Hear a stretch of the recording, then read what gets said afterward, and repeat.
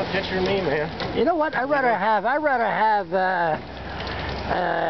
Bottom Line than Radio Canada. So what's going on with Bottom Line? Still on there. Still on there? Wednesday, Fridays. Is it worth? Yeah. Is it worth something?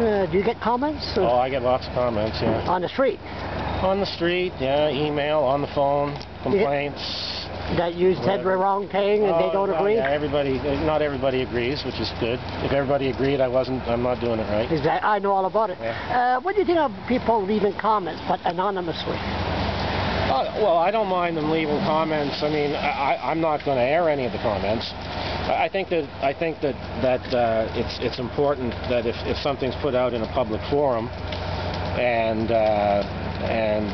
comments that are, borderline libelous or defamatory, then I think there should be a name attached. I think people should be able to judge as to whether the person saying it is credible or not. It's very easy to go on anonymously and say whatever you want, take your shots at anybody, but I think that if the public is then going to read those comments, there should be a name attached, and there should be a way for the public to understand whether it's somebody with an axe to grind or whether it's a legitimate beef.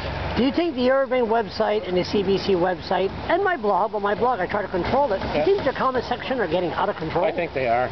I think some of them are, and I include the mainstream websites when I say that. Because, again, they don't use the same standards on their websites as they do on their main media. I think that again, somebody sees something, and whether it's in print or on the internet or on TV, they have a tendency that if they see something, they believe it and they take it at face value. So I think that some of those inflammatory comments that are showing up on virtually every website, they need to be qualified by a name or something to let people know that this is where that person is coming from, and then people can put whatever stock they want into that. It's like they say, Charles LeBlanc is an idiot. Well, we can't deny that. Charles, I think you perform a great service. I really do.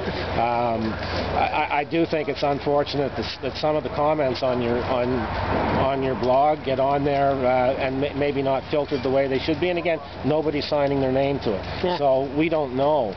These could be very legitimate, credible comments. Could be the Liberal Party, or it could be somebody. It could be anybody. It could be the sister or the mother or the brother of somebody that they don't.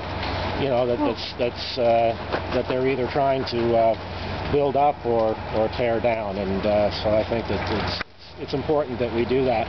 Don't know whether, I think the genie's kind of out of the bottle now, so I don't know whether we can put it back in, but that's my own personal opinion, and I think that the traditional media,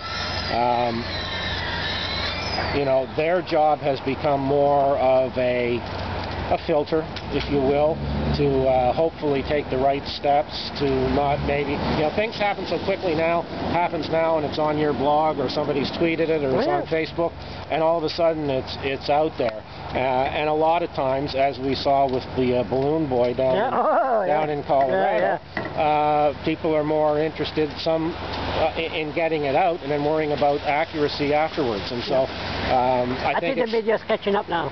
Well, we're checking up. We are catching up, but as a result, we're also making mistakes. And you look at that balloon thing as a perfect example. Back in the days, 20 years ago, when there wasn't 24, well, maybe it was then, but before 24-hour news channels and before the internet and all of that, that would have happened in the afternoon. There wouldn't have been anything on until the supper time news, which would have given everybody a chance to, check it out first. Thanks a lot, Randy. All right, Charles.